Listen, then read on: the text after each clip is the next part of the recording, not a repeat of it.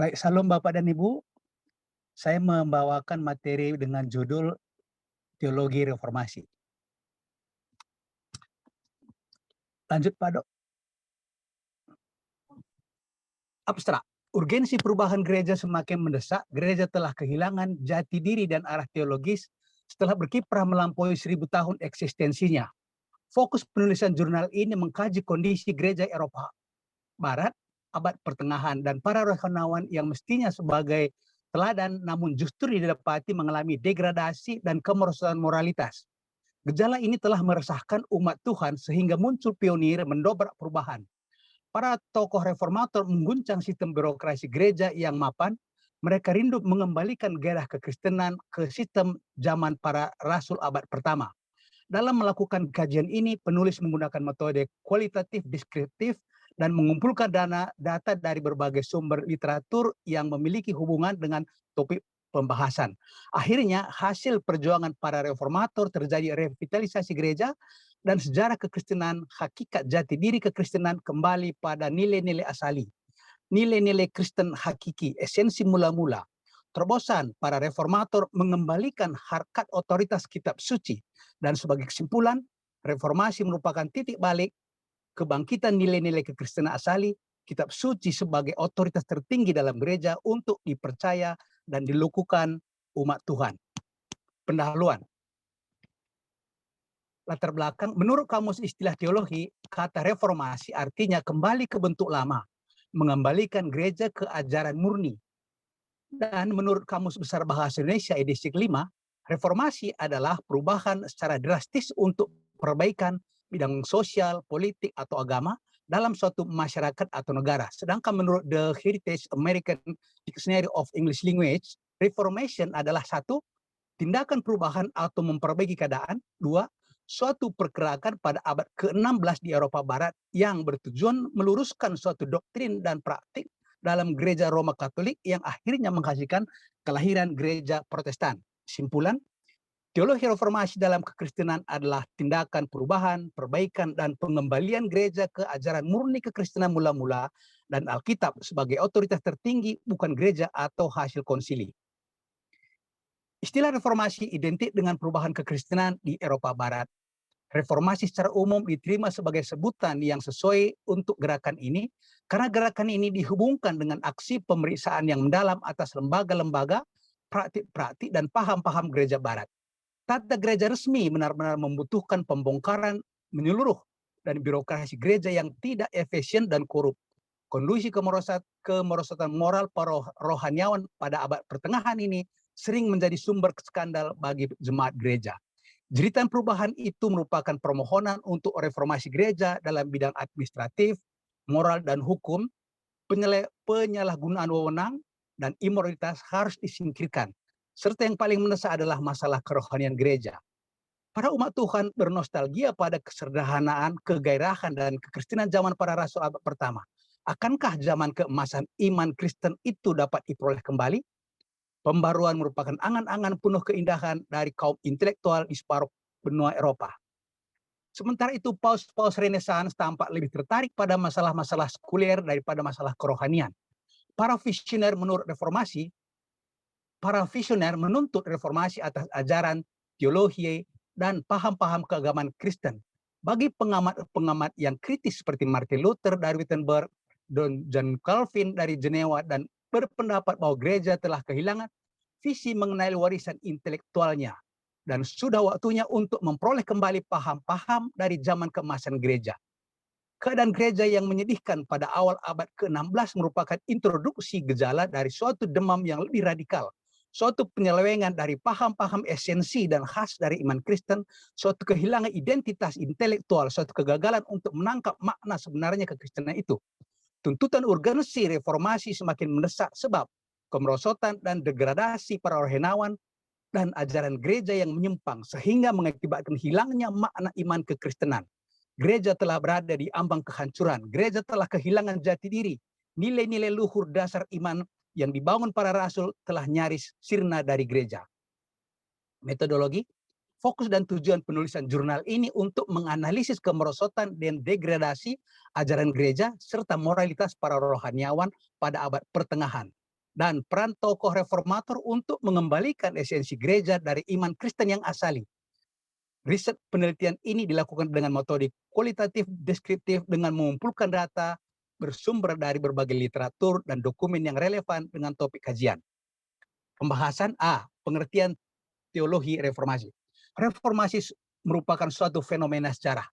Gerakan ini dimotivasi oleh ide-ide keagamaan. Oleh karena itu, reformasi harus dipahami dengan cara masuk ke dalam pandangan dunianya.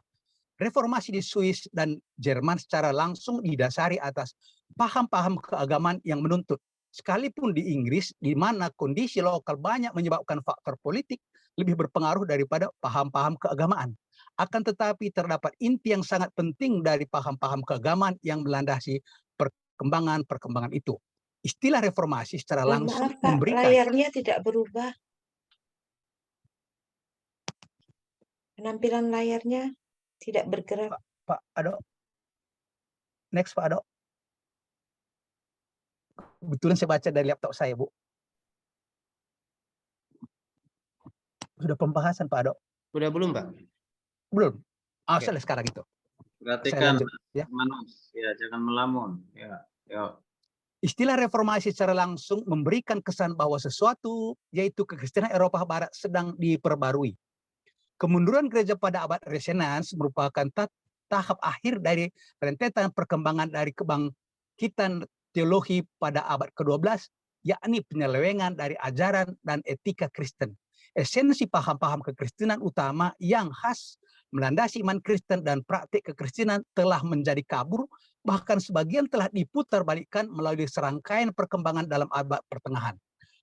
Menurut para pemikir reformator yaitu Luther dan Calvin, sudah tiba saatnya untuk memutar haluan, meninggalkan karya abad pertengahan dan kembali ke agama Kristen yang lebih murni dan lebih segar yang telah memberikan petunjuk kepada mereka sepanjang segala abad.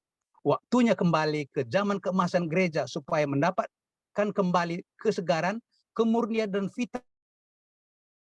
vitalitasnya di tengah-tengah suatu zaman yang mandek dan korup. Reformasi sebagai tonggak titik balik kembali ke jati diri. B. Latar belakang teologi reformasi. Abad pertengahan penuh dengan gejolak perubahan. Munculnya negara-negara modern pada tingkat peradaban baru. Di tengah perubahan yang menggemparkan ini, para reformator berupaya menjawab dua pertanyaan mendasar. Pertama, bagaimana saya mengetahui bahwa Tuhan ada untuk saya dan bukan melawan saya?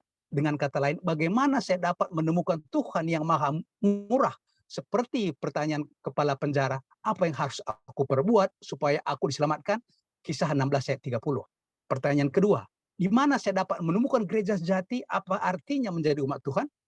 Para reformator adalah umat Injili dan umat Alkitab. Mereka berupaya menjawab pertanyaan-pertanyaan ini dengan memberi perhatian baru kepada kitab suci yang dipahami dalam terang Yesus Kristus. Reformasi adalah revolusi. Revolusi untuk merebut kembali kejayaan, keagungan esensi iman Kristen asali. Reformasi menandai suatu titik balik yang besar dalam perkembangan doktrin di gereja. Selama 1000 tahun sebelumnya, otoritas gereja telah berkembang terus sampai pada tradisi gereja Roma Katolik dan otoritas kepausan yang menetapkan apa yang harus dipercayai oleh seseorang.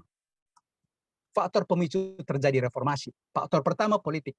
Kejayaan Konstantinopel dirobohkan Islam pada tahun 1453 sehingga menyebabkan keruntuhan gereja timur. Dan setelah itu Islam bergerak ke barat, mengancam kuasa kepausan dan juga mempengaruhi kepausan melalui literaturnya yang menyebar sampai ke Eropa.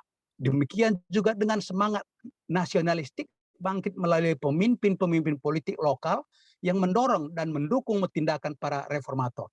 Faktor kedua, pendidikan. Pendidikan yang di-trigger oleh semangat Renaissance bahasa Perancis artinya lahir kembali. Membuka pikiran manusia untuk mempelajari literatur klasik di samping Alkitab. Demikian juga Renaissance telah menyebabkan penekanan pada titik sentralisasi manusia yang bertendensi memengaruhi munculnya ajaran para reformator untuk memiliki iman dan keselamatan yang bersifat pribadi. Faktor keempat, ekonomi dan sosial. Dengan berakhirnya abad pertengahan dan mulai terjadi pertumbuhan ekonomi melalui pasar yang diseleksikan oleh kota-kota dan koloni-koloni, dan golongan kelas menengah muncul untuk menolak aliran dana ke Roma. Faktor kelima, faktor yang paling signifikan yaitu religius. karena penghalang akses ke perjanjian baru telah terbuka sehingga para reformator dan para humanis Kristen menemukan fakta adanya ketidakkonsistenan antara ajaran gereja dalam perjanjian baru dan praktik-praktik gereja di Roma selama ini. Ternyata korupsi ditemukan terjadi mulai dari keimaman sampai kaposan, bahkan terjadi jual beli jabatan di gereja. Demikian juga penjualan surat penghapusan dosa yang memungkinkan seseorang membayar di muka untuk dosa demi memastikan pengampunan. Praktik ini yang secara khusus membangkitkan amarah Martin Luther. Martin Luther berjuang mengembalikan otoritas kitab suci, yaitu hanya Alkitab yang merupakan otoritas tertinggi dan terakhir yang dipercayai dan dilakukan umat Kristen. C. Konsep teologi reformasi. Kemunculan terminologi reformasi dipergunakan dalam banyak arti sehingga perlu dilihat perbedaannya masing-masing. Dalam hal ini ada 4 unsur yang terdapat dalam definisi tentang reformasi, termasuk yang reformasi, yaitu pertama, 1, Luteranisme, 2, gereja reform sering dirujuk sebagai Calvinisme, 3, reformasi radikal sering dirujuk sebagai Anabaptis, dan 4, kontra-reformasi atau reformasi Katolik. Secara luas istilah reformasi digunakan untuk merujuk pada keempat gerakan ini. Terminologi ini juga dipakai dalam arti terbatas untuk membicarakan reformasi Protestan dan tidak mencakup reformasi Katolik. Namun dalam banyak karya ilmiah, istilah reformasi digunakan untuk merujuk pada apa yang kadang-kadang dikenal sebagai reformasi magisterial atau reformasi arus utama, dengan kata lain yang terhubung dengan gereja-gereja Lutheran dan reform tanpa Anabaptis. Ungkapan reformasi magisterial dimaksud untuk mengarahkan perhatian pada hubungan yang erat antara gereja dan penguasa hukum. Ini yang menjadi inti dari program-program pembaruan tokoh-tokoh seperti Martin Luther dan Martin Bucer. Reformasi magisterial secara bertahap dipakai merujuk pada Lutheranisme dan gereja reform secara bersama-sama, sedangkan istilah reformasi radikal merujuk pada Anabaptis. Istilah Protestan berasal dari hasil persidangan umum kedua di Speyer Februari 1529 yang memutuskan untuk mengakhiri toleransi terhadap Lutheranisme di Jerman. Sehingga pada bulan April 1529 terdapat 6 pangeran Jerman dan 14 kota memprotes tindakan ini. Mereka mempertahankan kemerdekaan hati nurani dan hak-hak minoritas keagamaan. Istilah Protestan berasal dari tindakan protes ini. Sedangkan istilah Injili sering digunakan dalam kepustakaan untuk merujuk pada golongan-golongan pembaru di Wittenberg, Prancis, dan Swiss sebelum April 1529 tersebut. Meskipun kata Protestan sering dipakai untuk merujuk pada periode yang lebih awal. D. Tokoh reformator. Para reformator merupakan bapak-bapak iman sekaligus saudara-saudara dalam persekutuan orang beriman. Pergumulan, perjuangan, dan kebimbangan mereka, kemenangan dan kekalahan mereka juga merupakan milik orang percaya. Tinjauan secara teologis terdapat 5 tokoh reformator besar abad ke-16, yaitu pertama Martin Luther, kedua John Calvin, ketiga Huldrych Zwingli, 4 Manos Simon, dan 5 William Tyndale. Masing-masing sosok ini berdiri pada awal tradisi pengakuan iman reformasi. Martin Luther yang merupakan sarjana cerdik pandai di bidang teologi yang berpengaruh untuk keseluruhan reformasi, meninggalkan pengaruh khasnya pada kaum Protestan, sedangkan Calvin dan Zwingli masing-masing merupakan reformator dari Jenewa dan Zurich, adalah pasangan pemimpin dari tradisi reform. Luther, Calvin, Zwingli meskipun sangat berbeda satu sama lain, namun merupakan reformator yang bersifat magisterial. Artinya gerakan reformasi mereka disahkan benar-benar diberlakukan oleh para magistrat otoritas sipil yang berlaku. Tyndale dikecam di Inggris dan dihukum mati di Eropa di bawah otoritas kekaisaran, sedangkan Manos Simon merupakan yang paling unik dari kelima reformator. Manos Simon meninggalkan kedudukannya sebagai seorang imam di gereja Roma Katolik untuk menjadi pemimpin dari kaum Anabaptis, satu dari kelompok besar reformasi radikal. Penulisan jurnal ini berfokus pada 3 tokoh utama reformator, yaitu Martin Luther, John Calvin, dan Huldrych Zwingli. Seorang teolog abad pertengahan, Peter dari Blois, yang wafat 300 tahun sebelum Luther lahir, mengungkapkan rasa syukur atas para penulis Kristen kuno yang juga harus menjadi sikap kita terhadap para reformator abad ke-16 ini. Peter mengungkapkan, kita bagaikan kurcaci yang berdiri di atas bahu raksasa. Berkat mereka kita dapat melihat lebih jauh dari mereka.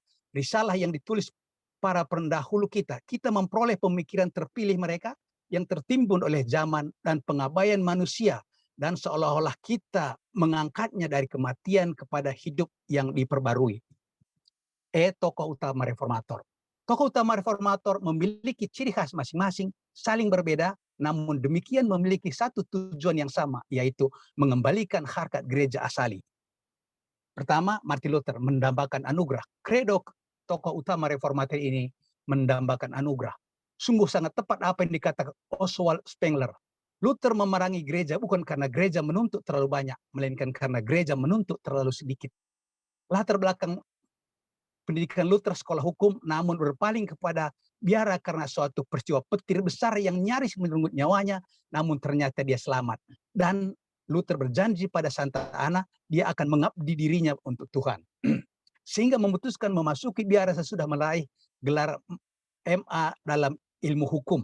Luther bertumbuh dalam pemahaman baru tentang Tuhan, iman, dan gereja. Kesungguhannya yang murni membuatnya terlibat dalam pertentangan dengan kepausan yang berlanjut hingga pengucilannya. Meskipun pergumulan Luther merupakan milik pribadinya, ia mencerminkan pengharapan dan ketakutan zamannya. Dia sama saja dengan orang lain, tetapi dia mengalami dengan lebih mendalam doktrinnya mengenai pembenaran dan teologianya mengenai gereja yang berkembang dari doktrin tersebut. Berbicara lantang kepada pemahaman yang mendasar pada zamannya. Dalam hal ini, teologi para reformator merupakan tanggapan tertentu terhadap kecemasan untuk milik zaman mereka. Martin Luther tidak bermaksud untuk memecah gereja waktu menempelkan ke-95 dalilnya pada gereja di Wittenberg 31 Oktober 1517, akan tetapi karena gereja Eropa Barat, Roma Katolik pada waktu itu makin menekankan perbuatan manusia dalam mencapai keselamatan. Sehingga Martin Luther mengembalikan gereja kepada ajaran yang murni.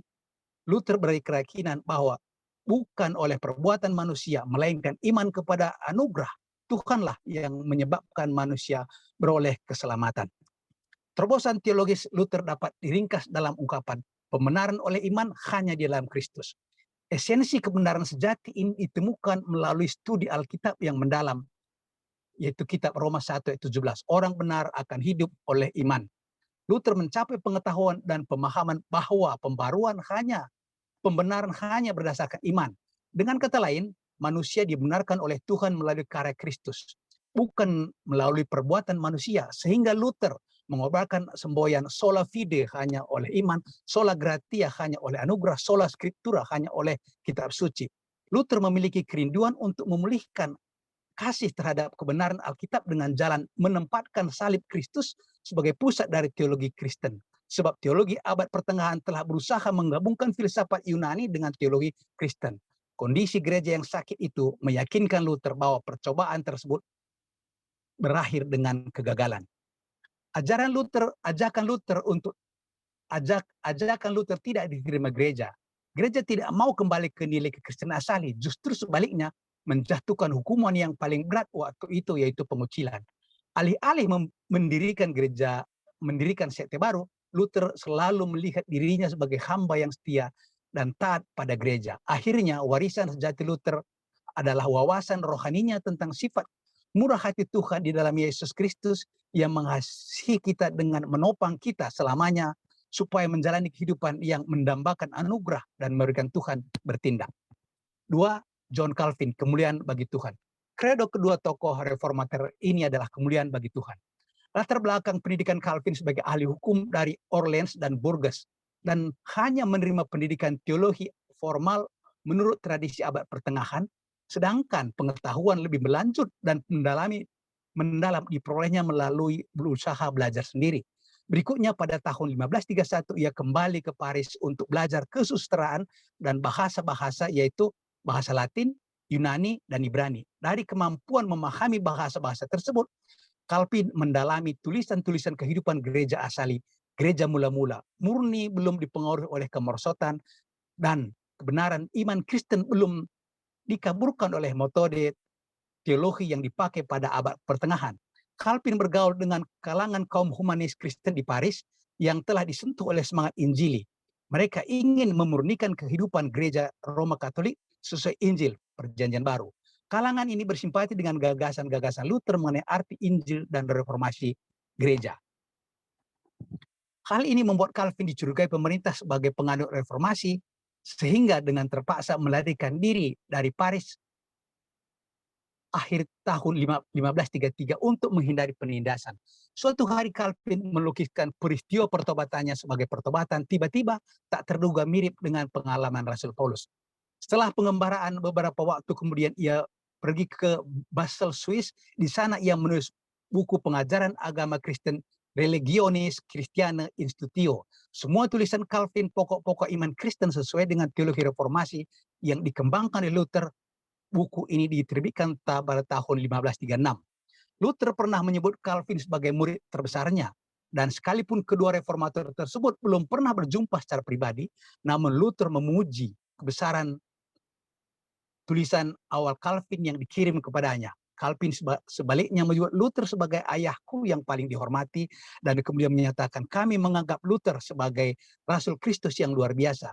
Melalui karya dan pelayanannya, akhirnya kemurnian Injil telah dipulihkan dari zaman kita. Tidak seperti Zwingli, Calvin tidak pernah menyatakan diri terlepas secara teologis dari Luther. Dan Calvin mengembangkan sistem teologis pilar iman Kristen fundamental dari Luther. Mulanya oleh Luther ada 3 pilar iman, yaitu sola gratia, sola fide, dan sola scriptura. Dan reformasi era Calvin dikembangkan 2 frasa Latin, yaitu sola Christo, hanya oleh Kristus, hanya Kristus saja yang atau hanya melalui Kristus saja, keyakinan teologis yang mendasar. Ini menegaskan bahwa Kristus adalah satu-satunya mediator antara Tuhan dan manusia. 1 Timotius 2 ayat 5-6. Dan tidak ada keselamatan melalui yang lain, hanya Kristus saja. Soli Deo Gloria, kemuliaan hanya bagi Tuhan. Gloria to God alone, sesuai dengan deksologi Rasul Paulus, sebab segala sesuatu adalah dari Dia, oleh Dia, dan kepada Dia. Bagi Dialah kemuliaan sampai selama-lamanya. Amin. Roma 11 ayat 36. Akhirnya terdapat 5 tiang umat. Akhirnya terdapat 5 tiang utama iman kekristenan yang secara konsisten diperjuangkan kembali oleh generasi kedua reformator ini. Kelima sola ini merupakan prinsip utama teologis reformasi, di mana sesungguhnya telah ada dalam komunitas gereja mula-mula. Namun prinsip-prinsip ini ditinggalkan oleh gereja abad pertengahan, yaitu gereja Roma Katolik yang dikendalikan oleh sistem kepausan.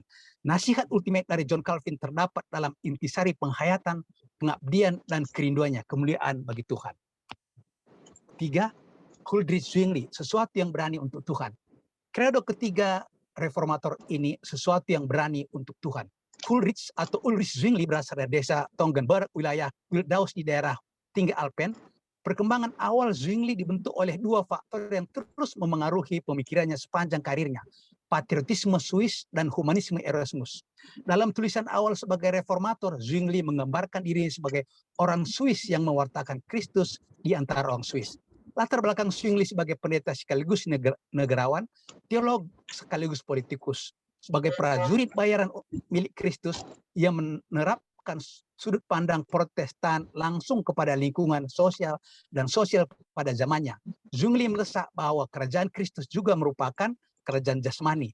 Kebangunan agama menyiratkan reformasi politik. Aktivitas Zwingli menggabungkan tugas gereja dengan tugas negara. Kecerdasan politik dan fleksibilitasnya adalah tanda-tanda unik tradisi reform yang asal-usul dapat ditelusuri sepanjang kota-kota Swiss dan Jerman Selatan. Zwingli tidak memisahkan diri secara tegas dengan gereja Roma hingga beberapa waktu setelah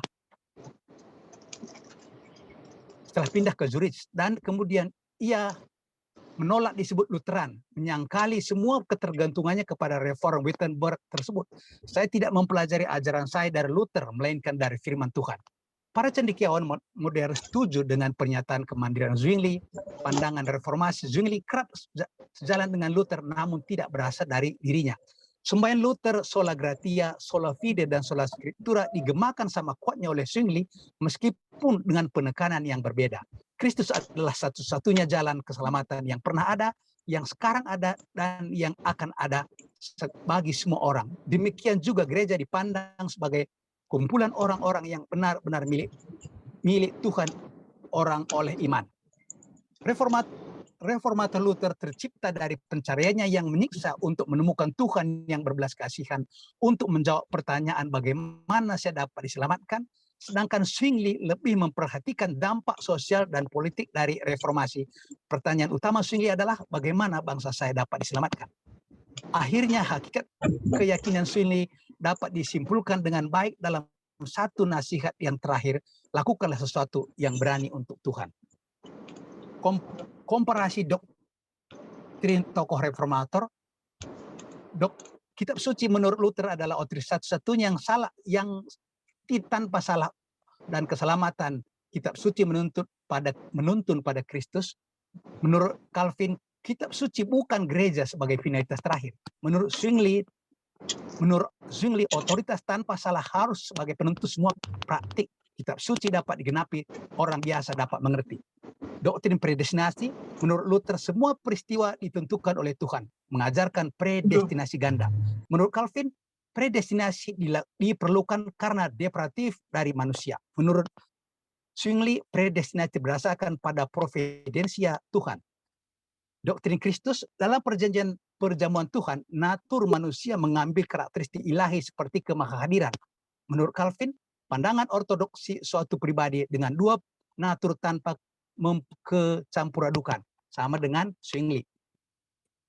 Doktrin manusia dan dosa, menurut Luther manusia tercemar, anugerah diperlukan karena dosa. Demikian juga Calvin dan Zwingli sama. Doktrin penebusan, Kristus mati sebagai kematian substitusional bagi semua. Demikian juga Calvin dan Zwingli. Keselamatan, menurut Luther, justifikasi hanya dengan iman, bukan perbuatan. Menurut Calvin, justifikasi dengan iman sebagai tanda legal dari Tuhan mengimputisikan kebenaran kepada orang percaya, pemilihan tanpa syarat adalah dasar. Menurut Zwingli, Kristus mati sebagai kematian substitusionari, membayar dosa asal bergantung pada pemilihan kekal. Doktrin gereja, menurut Luther, keimamanan dari semua orang percaya terdiri dari semua orang percaya di bumi. Menurut Calvin, gereja keselamatan bisa di luar gereja. Gereja adalah yang kelihatan dan tidak kelihatan. Menurut Anabaptis, gereja terdiri dari umat percaya, anak-anak tidak termasuk. Gereja dan negara terpisah. Doktrin baptisan mengomunikasikan anugerah pengampunan dosa anak-anak dibaptis. Menurut Luther, menurut Calvin, hanya orang percaya, anak-anak dibaptis untuk memperlihatkan mereka ada dalam kovenan. Menurut Zwingli, anak-anak dibaptis. Menurut Anabaptis, hanya orang percaya dibaptis, anak-anak tidak dibaptis. Doktrin perjamuan Tuhan, menurut Luther, Kristus hadir dalam arti nyata, orang yang tidak percaya bisa mendapatkan manfaat. Menurut Calvin, komunikasi anugerah, orang percaya berbagian dalam Kristus melalui iman. Menurut Zwingli, hanya peringatan roti sebagai simbol dari Kristus, bukan tubuh harfiahnya. Sikap penulis terhadap tokoh reformator. Para tokoh reformator adalah para pejuang di ladang Tuhan. Mereka berjuang bukan demi prestise, kehormatan, atau materi duniawi, melainkan pengabdian tulus murni demi Tuhan. Martin Luther yang memiliki kerinduan yang mendalam mendambakan Tuhan dalam hidupnya. Sedangkan John Calvin memperjuangkan iman demi kemuliaan hanya bagi Tuhan. Sedangkan Ulrich Zwingli yang berlatar belakang sebagai seorang tentara bayaran berjuang tak kenal gentar. Sesuatu yang berani untuk Tuhan. Perjuangan para tokoh reformator yang revolusioner dan visioner, penulis sangat setuju. Namun di balik kebesaran dan keagungan itu terdapat tindakan mereka yang penulis tidak setuju, yaitu Martin Luther. Tindakannya yang berani dan terus terang menghujat orang-orang Yahudi Israel. Sedangkan firman Tuhan tertulis dengan tegas. Tuhan memberkati orang yang memberkati Israel dan mengutuk orang yang mengutuk Israel. Kejadian 12 ayat 3. John Calvin, tindakannya membiarkan dan mengizinkan pembakaran Servatus karena bidat melawan pandangan Trinitas. Sedangkan firman Tuhan tertulis, jangan membunuh, Ulangan 5 ayat 17. Ulrich Zwingli, tindakan dan keterlibatannya dalam penenggelaman kaum Anabaptis. Sedangkan firman Tuhan menegaskan, jangan membunuh, Ulangan 5 ayat 17. Kasihilah musuh-musuhmu dan berdoalah bagi mereka yang menganiaya kamu. Matius 4 ayat 44. Peristiwa ini menjadi semakin tragis karena para tokoh reformator ini yang memiliki hikmat di atas rata-rata kebanyakan orang, seharusnya mereka lebih mengerti, lebih arif, lebih bijak, dan lebih sadar. Namun demikian, satu hal yang mengagumkan dari para tokoh ini adalah di balik kelemahan dosa dan ketidakmampuan mereka untuk melihat, mereka dapat memahami dengan begitu jelas sifat paradoks dari kondisi manusia dan kesempatan agung bagi manusia untuk memperoleh penebusan melalui Tuhan Yesus Kristus. Hal ini mendasari pendekatan mereka terhadap gereja, ibadah, pelayanan, kehidupan rohani, dan etika. Simpulan, kemerosotan, degradasi, dan kehilangan esensi ajaran Kristen yang murni dari dalam gereja pada abad pertengahan karena gereja mengabaikan hakikat iman Kristen mula-mula yang dan menyandingkan filsafat Yunani dengan ajaran kekristenan sehingga tendensi sekuliaritas gereja melampaui kerohaniannya. Perjuangan tokoh reformator berhasil merevitalisasi kembali esensi nilai-nilai iman Kristen yang murni, mulia, dan kudus, sehingga terjadi pembaruan dan restorasi untuk dapat kembali pada ajaran mula-mula, nilai-nilai Kristen yang hakiki, dan kitab suci sebagai otoritas tertinggi dalam gereja untuk dipercaya dan dilakukan umat Tuhan. Terima kasih. Oke, baik. Puji Tuhan. Terima kasih Pak Haji, pemaparan yang luar biasa. Memang pembahasannya cukup luas dan berisi kan gitu ya. Nah, ini contoh tugas yang bagus dengan format jurnal ya, memang seperti itu ya, jurnal. Oke, kalau dibuat PowerPoint bisa lebih disederhanakan, tapi kalau jurnal ya itu tadi itu formatnya sudah benar. Nah, ini dengan waktu kita menuju jam 9.10 menit, pas kita selesai jam 9 ya, masih sabar sedikit Bapak Ibu. Jika ada yang mau didiskusikan atau dibagikan atau ditanyakan, silakan. Ini berhubungan dengan teologi reformasi. Sampai saat ini kita masih menikmati namanya teologi reformasi. Ya, ya Izin Pak silakan. dosen. Ya Pak, siapa? Pak Joni Padisa. Silakan. Oh, sorry ya. Saya dulu Pak ya. Ya, silakan. Ya, makasih Pak Sino Haji. Saya lebih berterima kasih pertama ya dengan materi yang sudah memberikan banyak informasi. Hanya saja saya ingin menyoroti sikap penulis itu. Ya, sikap penulis slide kedua dari terakhir Pak ya. Iya. Saya melihat bahwa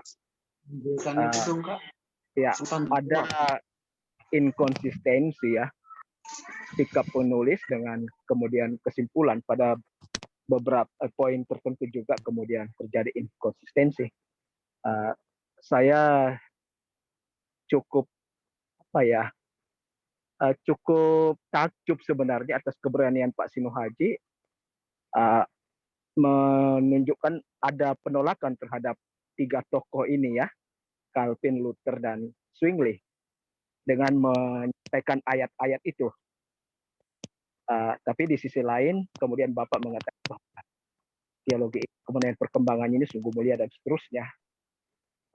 Penggunaan ayat itu yang menjadi masalah Pak, yang kemudian jadi dasar Bapak untuk menyatakan ketidaksetujuan kepada tiga tokoh itu. Sehingga barangkali ini perlu dilakukan pengkajian dan perlu kita hati-hati menggunakan ayat, karena banyak juga yang menggunakan ayat Pak tapi tidak relevan. Demikian, terima kasih. Baik Pak Joni, saya kembali. Ini kan tugas ilmiah. Silakan ditanggapi. Ya, baik. Terima kasih Pak Joni atas tanggapan. Pertama, yang kita lakukan di sini adalah kajian, riset, penelitian. Dan yang perlu ditanggapi adalah saya tidak absolut mengakui seseorang, yang jeleknya pun saya akui tidak. Yang saya pegang di sini, yang baiknya ini, yang jeleknya ini. Sehingga tadi ada saya sebutkan di atas, perjuangan para tokoh reformator yang revolusioner, visioner, penulis sangat setuju Pak. Bukan inkonsistensi, tapi adalah ketegasan. Namun di balik kebesaran dan keagungan itu terdapat tindakan mereka yang penulis tidak setuju. Saya tidak setuju dengan Martin Luther, dia menghujat orang Yahudi. Saya tidak setuju dengan Calvin, dia membuat itu serpatu dibakar. Tidak setuju dengan Zwingli di dalam dia menenggelamkan kaum Anabaptis karena dia tidak suka. Jadi dalam hal ini adalah teologi mereka yang dari awal itu saya setuju, tapi yang tiga ini yang tidak.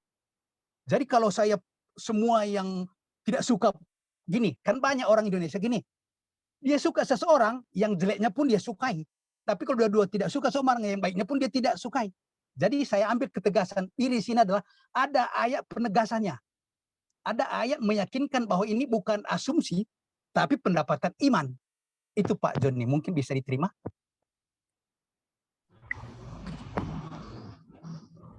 Saya tambahan Pak dosen. Baik. Tadi Izin Pak dosen. Ivan, ya. Oke, silakan ya. Ya, ya ini sebenarnya yang saya ingin soroti adalah mengangkat ayat, kemudian dijadikan dasar pembelaan pendapat penulis terhadap apa yang dikemukakan oleh ketiga tokoh reformasi itu. Gitu Pak ya. Jadi Bapak menggunakan ayat-ayat tertentu. Bukankah kebiasaan ini juga bisa berpotensi menjadi pendapat-pendapat personal? Saya berharap sebenarnya bahwa pendapat Bapak itu adalah sebuah novelty kalau seandainya ini sebuah artikel. Tetapi persoalannya ayat-ayat yang digunakan itu hanyalah saya memiliki kesan bahwa Bapak terpaksa menggunakan ayat itu hanya untuk menunjukkan kelemahan. Bukankah perbedaan itu justru yang membuat lahirnya teologi ini? Demikian, terima kasih. Baik, kembali Pak. Jadi salah satu waktu itu introduksi waktu kita membuat tugas ini Pak, dosen kita bilang, alasan itu mesti ada ayat pendukung. Bukan saya mencari-cari, ini ayat pendukung dan itu benar dan tertulis. Dan sampai hari ini pun, apakah ini, contoh ini Pak, walaupun ini tidak sebagai dikatakan absolut benar, negara yang mengutuk Israel itu terpuruk Pak. Karena itu sudah tertulis firman Tuhan. Apakah kita imani itu tidak, tapi fakta demikian. Jadi intinya adalah, kenapa saya munculkan ini? Karena kalau sih buat asumsi, itu bukan ilmiah Pak. Mesti ada data pendukung yang absolut benar dan tertulis di Alkitab kita. Dasar itulah membuat saya mempertahankan mereka ini dalam perbuatannya yang tadi, yang Martin Luther sebenarnya gini, kalau kita baca bukunya itu Martin Luther, kita baca juga bukunya itu Institutio dari Calvin, kalau Zwingli, dia pernah membuat artikel 65 itu dalil, tapi jarang dipublikasikan. Dari buku-buku Martin Luther ini, banyak maaf ini kata-katanya yang kurang sopan gitu. Jadi artinya, tapi bukan itu topik kita. Jadi dalam hal ini adalah, tindakan mereka yang saya tidak setuju adalah yang tiga ini. Itu Pak. Jadi saya simpulkan lagi, saya tidak memaksakan, tapi ada referensi membuat tindakan mereka tidak saya terima. Ya, sebentar kalau tadi Pak, referensi, sebelum Bapak ya. lanjut boleh Pak? Karena Ya, di bagian Alkitab lain justru Allah, kalau misalnya alasan karena membunuh saja misalnya, di bagian Alkitab lain kenapa tidak diangkat bahwa Allah sendiri memberi perintah untuk membunuh?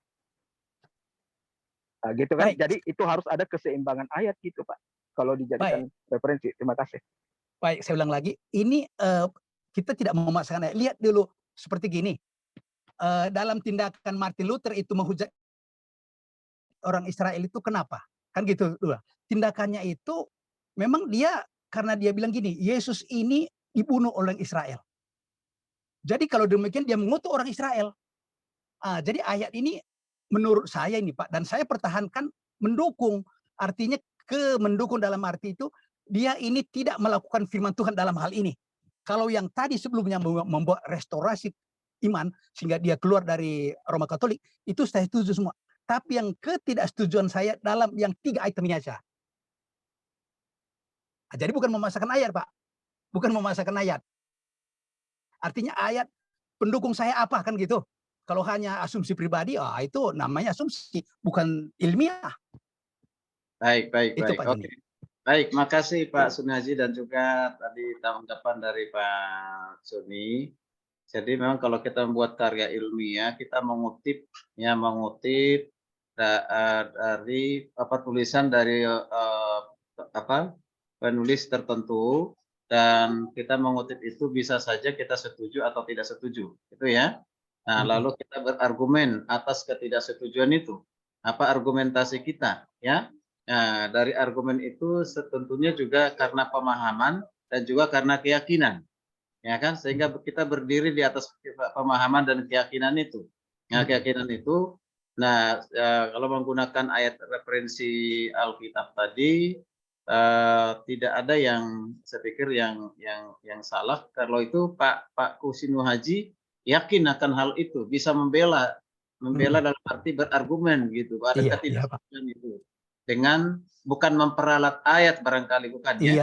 Iya, Jadi Pak. suatu referensi dari suatu pemahaman yang lahir dari suatu pemahaman yang lahir dari suatu keyakinan gitu ya. Betul, Pak. Barangkali itu ya. Jadi bukan juga pemaksaan mungkin itu ya Pak ya. Iya, Oke. Pak, setuju, Pak. Baik. Terima kasih. Terima kasih Pak Joni.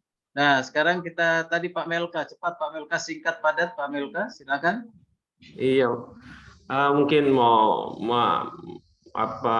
bertanya mengenai kesimpulan Pak Sino Haji gitu kan, mengenai ketiga tokoh reformasi ini. Tadi kan sudah dijelaskan begitu rinci mengenai Luther, John Calvin, dan Zwingli. Nah, kita tahu bahwasanya tokoh ini adalah tokoh yang populer lah di kalangan Kristen gitu ya.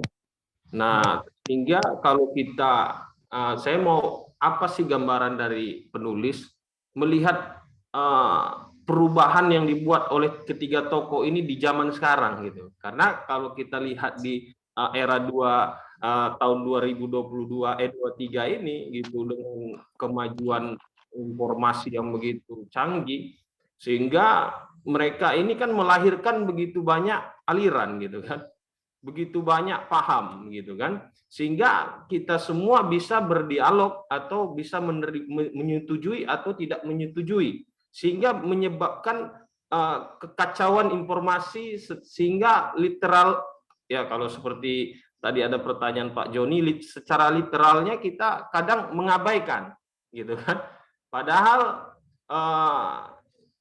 yang literal itulah yang harus kita ikut gitu kan. Maksudnya yang benar-benar gitu kan. Tapi sekarang alat ukurnya itu berkembang begitu signifikan gitu. Berkembang, ajaran begitu berkembang gitu. Dengan perubahan yang dibuat dengan tiga tokoh ini. Tadi dalam tulisannya saya mengambil intisari, mereka mempunyai tujuan yang sama, ya kan? Tapi secara realnya yang di saat ini, perkembangan dengan reformasi ketiga tokoh ini menyebabkan perubahan yang begitu luar biasa begitu. Nah, bagaimana kita mempunyai satu garis, maksudnya satu pegangan gitu kan? Oke lah, kalau kita belajar pendidikan teologi, kita belajar firman Tuhan, kita punya dasar. Nah, sedangkan yang lainnya kan begitu. Sekarang kita lihat di media sosial begitu saling menyalahkan. Sorry, bisa dipersingkat Pak.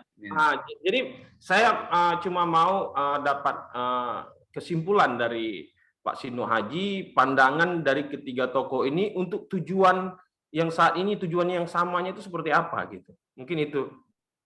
Terima kasih, Tuhan berkati. Bila Pak Sino Haji kita tangkap ya Pak ya, silakan Pak. Baik, terima kasih Pak. Baik Pak Dodai, jadi tiga tokoh reformator yang utama kita bahas tadi. Luther itu dia berangkat dari kerinduannya karena dia mempelajari Roma Katolik. Sudah terjadi kemelencengan sehingga ingin dia kembali ke Kristen mula-mula. Itu mendasari dia. John Calvin ini karena pendalamannya akan kitab suci, kerinduannya akan kebenaran dari referensi yang dia baca dari tulisan-tulisan asli.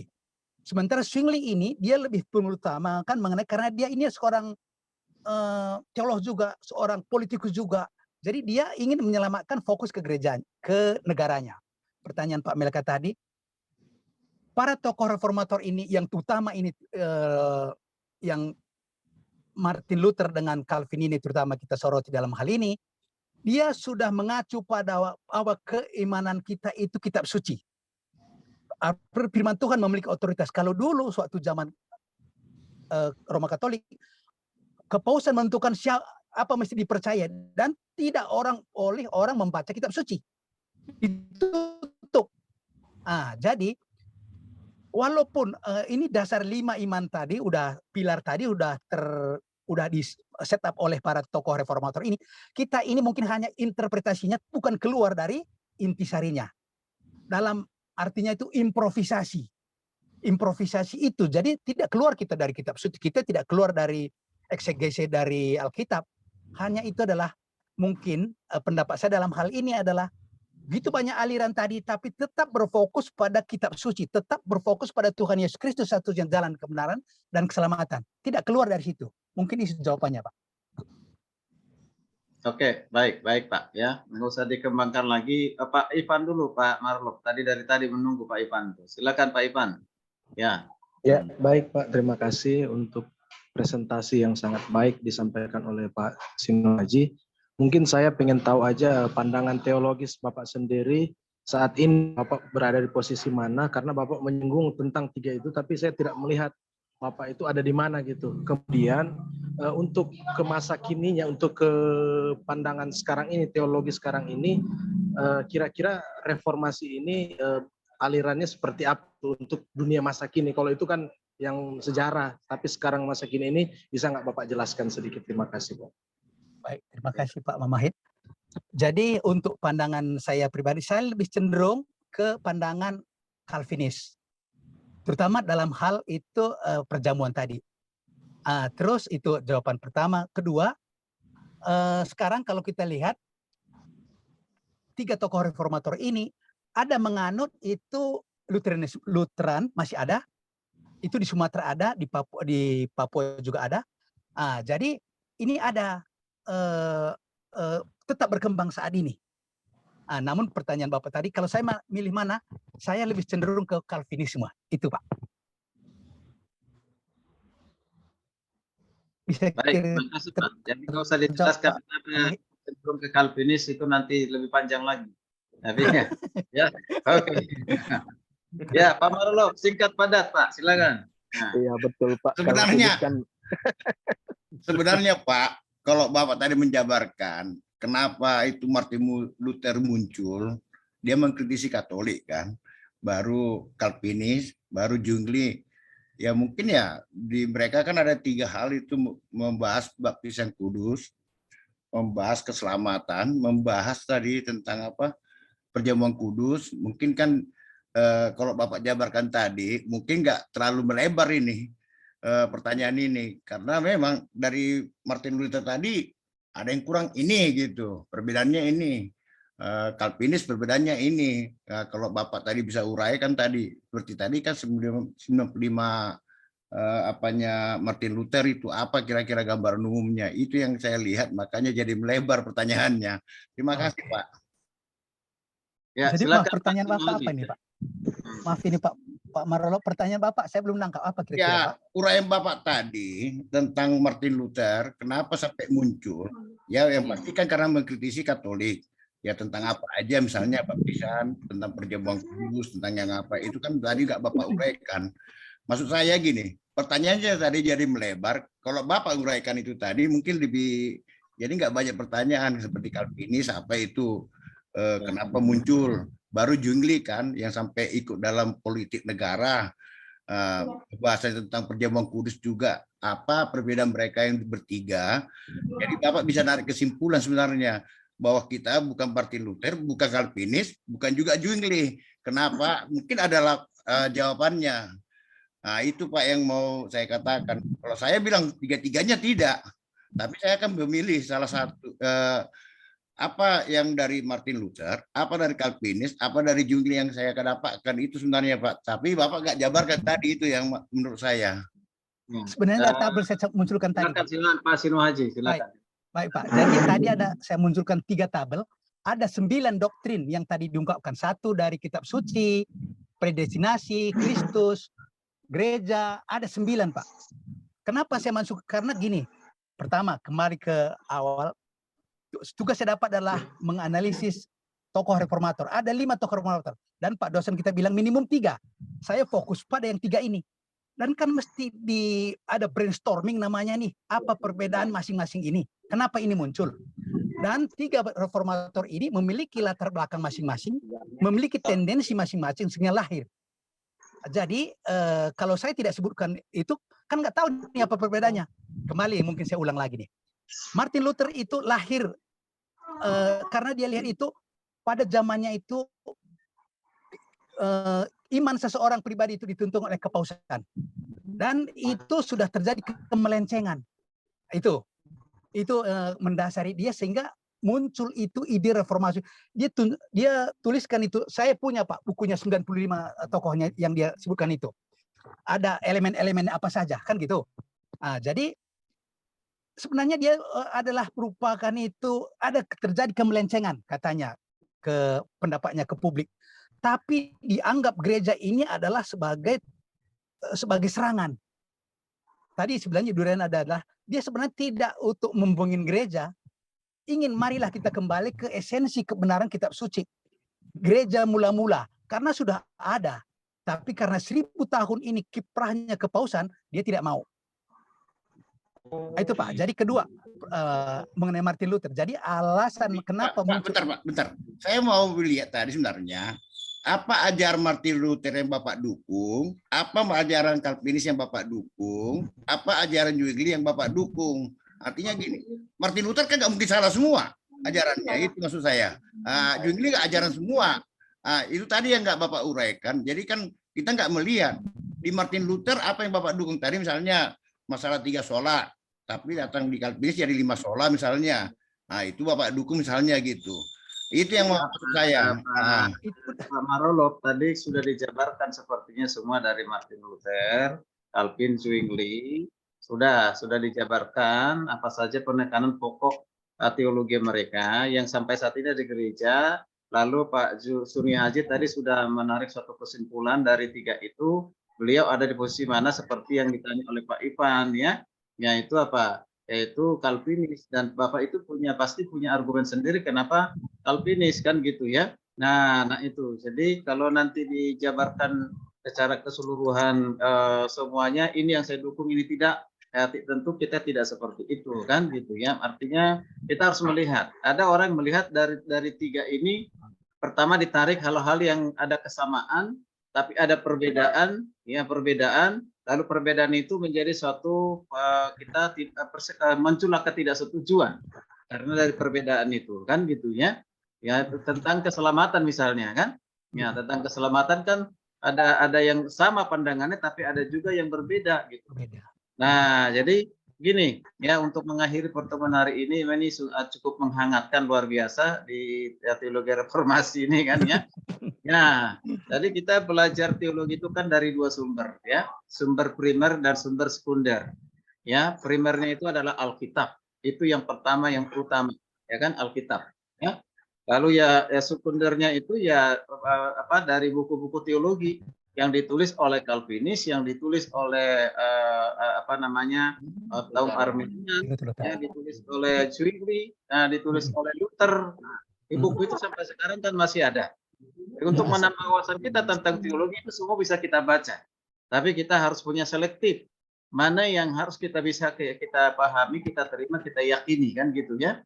Dan kenapa ada sampai saat ini berkembang Luther di gereja-gereja tertentu? Karena mereka meyakini tentang ajaran Lutheran itu. Itu. Mengapa sampai saat ini ada aliran Calvinis? Karena mereka memahami dan menerima Calvinis itu sebagai sumber sumber sekundernya, bukan primernya gitu ya. Nah itu kita penting untuk belajar hal seperti itu ya. Nah maksud saya di sini supaya kita jangan juga menjadi abu-abu kan gitu ya. Ya semua saya ikuti Calvinis, semua saya ikuti Lutheran, tapi mau saya ikuti Zwingli kan gitu. Nah kita nggak jelas itu, kita harus punya sikap gitu ya. Ya punya sikap gitu. Tapi kita lihat juga hal-hal yang positif dari setiap teolog-teolog itu. Ya, baik. Ini sudah jam 9 lewat. Pak dosen, mungkin ada catatan sedikit aja. Ya, 1 menit, Pak, 1 menit. Iya, terkait dengan sikap dari Pak Sino Haji memegang Calvinis, Pak, Calvinisme. Mungkin berkenan Pak dosen nanti memberikan rujukan pada kami, karena katanya Calvinisme itu ada bahayanya, Pak. Terima kasih. Ya betul, banyak pendapat seperti itu, terutama sekali selamat tetap selamat ya, orang banyak tidak setuju ya, terutama kaum orang-orang karismatik ya, juga itu jelas banyak yang tidak setuju seperti itu, tapi banyak juga yang setuju dengan argumen masing-masing ya kan, menggunakan Alkitab ya, menggunakan Alkitab juga sebagai sumber utamanya. Maka tadi kembali kepada kita bagaimana kita memahami Alkitab sehingga itu menjadi suatu keyakinan kita ya. Ya, itu baik. Ya, terima kasih Pak. Ya, nanti coba nanti secara ya japri secara pribadi dengan Pak Sinuaji. Kenapa milik Calvinis kan gitu ya? Oke, terima kasih Pak dosen. Nanti kita bikin room sendiri. Oke, Ya, Di baik. grup kita aja Pak. Ya, atau di grup boleh ya, di grup ini teologi Injil ini boleh ya. Oke, ya baik seperti itu. Pasti ada masing-masing lah kelebihannya ya dari setiap teolog-teolog itu ya. Oke. Baik, saya pikir cukup ya sampai sini udah jam 9 lewat. Nanti kita lanjutkan lagi pertemuan terakhir sepertinya nanti hari Jumat depan. Saya berharap semua yang lain yang belum masukkan tugas dimasukkan ya dalam minggu ini, jangan lagi ditunda. Dan tetap kita mulai 5:30 dan berakhir jam 8:30 atau jam 9 gitu. Selesaikan semuanya minggu depan ya. Baik, terima kasih. Keterbatasan waktu yang ada membuat kita bisa berhenti diskusi pada malam hari ini dan bisa berdiskusi lagi nanti di grup ya. Silakan. Oke. Terima kasih untuk semuanya perhatiannya. Terima kasih untuk presentasinya dari teman-teman yang menjadi berkat bagi kita semuanya. Oke, baik kita akan akhiri